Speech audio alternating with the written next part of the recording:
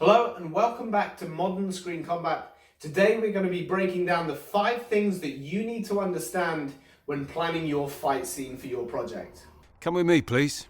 Number one is going to be the reason for including the fight scene in the first place. Think we're f***ing school children? You must have a reason for your fight scene to be included in your project. Otherwise, you will find that it kind of falls flat on its face a little bit. In most cases, a fight scene is used for one of 2 reasons. 1, to progress the characters themselves, or 2, to progress the story. Depending on what you want to do with your fight scene and whether it's more character driven or whether it's story driven, please make sure that you have considered the reason for your fight scene, and then you will have a much better idea of what direction to take it in. So this is more of a side note than it is an actual stage.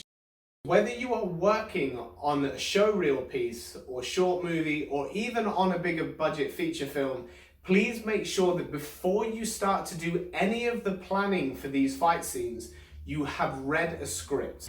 Please make sure there's a script in place, because this is going to help you to make a lot of decisions for the characters that you want the audience to understand about them individually.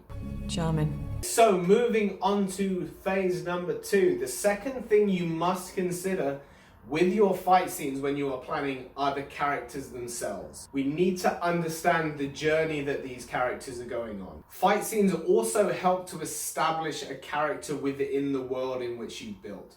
Okay, so these fight scenes need to be really well constructed in order for you to tell the right information to the audience and also to get the audience to care about the characters themselves. So stage 3 is going to be your set or your location.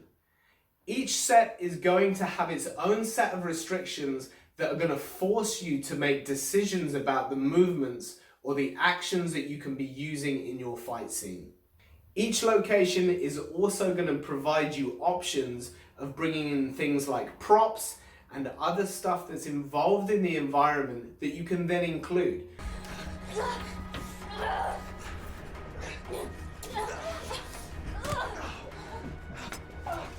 Number 4 is going to be the type or the style of fight that you use in order to progress the story from point A to point B. And number 5, lastly, is going to be your choreography. Make sure that when you are doing your choreography, you have taken all of the previous 4 points into consideration. Therefore, you will be able to choreograph a very specific fight for each of the scenes. It will help to relay the story onto the audience, and it should look great.